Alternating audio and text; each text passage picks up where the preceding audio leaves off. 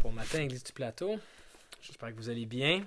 J'espère aussi qu'il va faire un peu plus beau aujourd'hui comparé à ce qu'on a vu dernièrement. Météo de fou. Ce matin, je vais lire pour nous le psaume 43. Ça va pas prendre longtemps, vous allez voir, c'est très court. Psaume 43, je vais le lire au complet et ensuite je vais prier pour nous. Psaume 43. Rends-moi justice, ô Dieu. Défends ma cause contre une nation infidèle.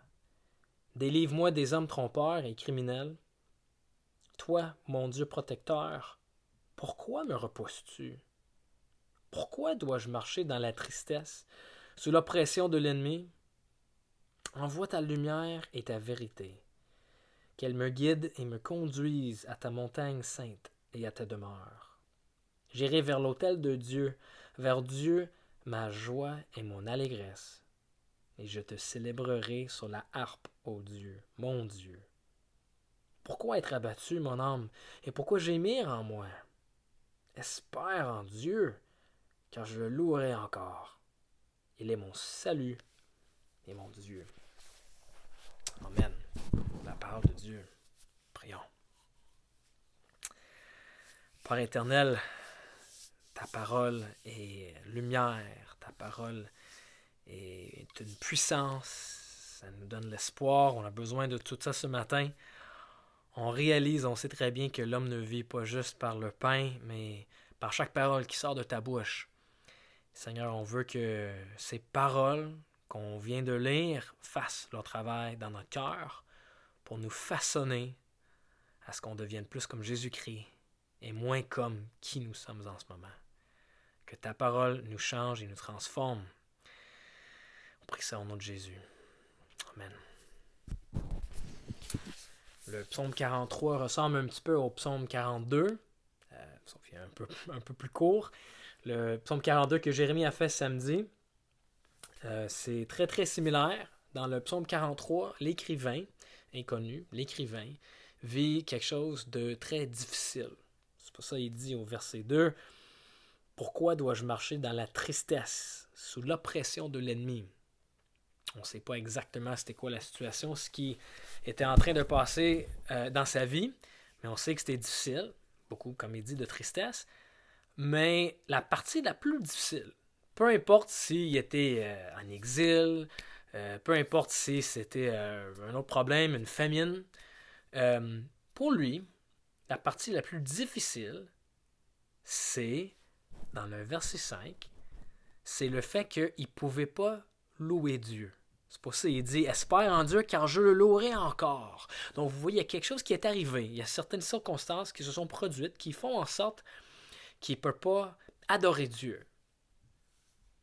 Et pour lui, c'est la pire partie de ce qu'il vit. Je me demande si pour nous, qui vivons des circonstances aussi très difficiles, avec peut-être beaucoup de tristesse, beaucoup de défis, il y a des choses qu'on a perdues, il y a des choses qu'on voulait faire qu'on ne peut plus faire, est-ce que le fait qu'on ne peut pas adorer Dieu comme on faisait avant, ensemble, à l'église, dans l'adoration collective, est-ce qu'on voit ça puis on dit « Ah, c'est la pire chose. » C'est la pire partie de ce qu'on vit en ce moment. Pas sûr. Mais pour lui, oui, pour l'écrivain, il dit « C'est la partie la plus souffrante. Que je ne peux pas louer Dieu avec ces gens-là. » Et en fait, on sait très bien qu'il est en train de mettre l'emphase sur cet aspect-là, sur l'adoration collective, parce que, tout comme nous, l'écrivain pouvait quand même adorer Dieu de manière personnelle. Il y avait des cantiques mémorisés. Il y avait beaucoup de versets de l'Ancien Testament mémorisés. Alors, il aurait pu, et il faisait, j'imagine, une certaine adoration personnelle où il était, peut-être s'il était en exil, il était capable de faire ça lui-même, seul. Mais ce qu'il n'était pas capable de faire, c'est d'aller au temple. C'est pour ça qu'il dit « Envoie ta lumière » au verset 3 « et ta vérité, qu'elle me guide et me conduise à ta montagne sainte et à ta demeure. » Le temple, à Sion, à Jérusalem, le mont Sion. J'irai vers l'autel de Dieu, vers Dieu, ma joie, mon allégresse. Il veut tellement pouvoir participer à ces rencontres ensemble. Et nous, tout comme l'écrivain, on a la possibilité d'adorer Dieu encore de manière personnelle. Et même, contrairement à lui, on peut adorer Dieu un genre d'entre-deux. On a sur notre écran chez nous, comme hier matin, une prédication, on a de la musique, c'est très bien.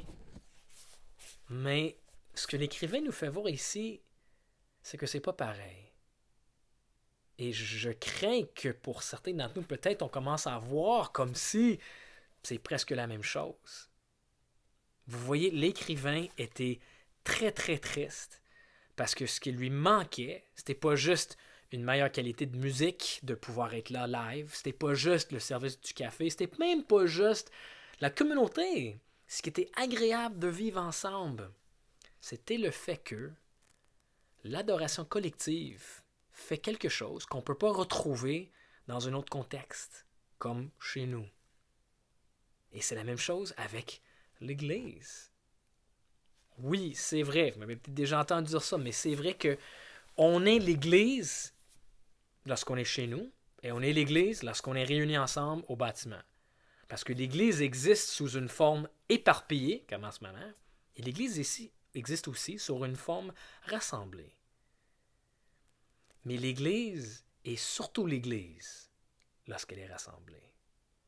J'aime l'image de Jonathan Leeman, pasteur à Washington, qui dit c'est un peu comme dans les équipes sportives. Donc, par exemple, Carey Price, c'est un Canadien de Montréal en ce moment, c'est sûr. Mais il est surtout un Canadien de Montréal lorsqu'il est dans le but pendant que l'équipe joue au Centre Bell ou ailleurs. Comprenez? Quelque chose de très particulier lorsque l'Église est rassemblée. En fait, vous savez peut-être même que le mot Église en grec, ecclésia, veut dire assembler. Ça veut dire assembler. Alors oui, il y a des choses qui nous manquent de nos dimanches matins, mais est-ce que la chose qui nous manque, c'est surtout l'adoration collective? Est-ce que c'est ça? Tiens, hier matin, on a chanté des chansons ensemble. Je vous pose une question. Quelle est la différence entre les chansons qu'on a chantées hier matin, chacun chez soi, et les chansons qu'on chante à l'église, au bâtiment, lorsqu'on est réunis? Ben si on adore Dieu d'habitude avec les yeux fermés, comme ça, peut-être il y a peu de différence. Et là, je veux pas attaquer la pratique de fermer les yeux pour adorer. C'est pas mauvais, c'est pas un péché. Je veux pas que ça soit ça qu'on comprenne.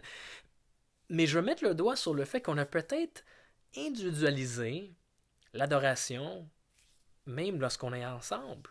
Et que même l'adoration collective devienne quelque chose de trop individualisé. Lorsqu'on est ensemble le dimanche matin, c'est pas juste nous et Dieu, et que par hasard, il y a des gens avec nous. Il y a quelque chose d'unique quand l'Église est ensemble.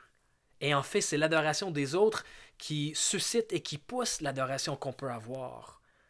C'est une chose de chanter, mais c'est une autre chose de chanter quand tu connais les gens autour de toi, puis leurs circonstances, leurs défis. Par exemple, celui qui est en train de vivre le doute.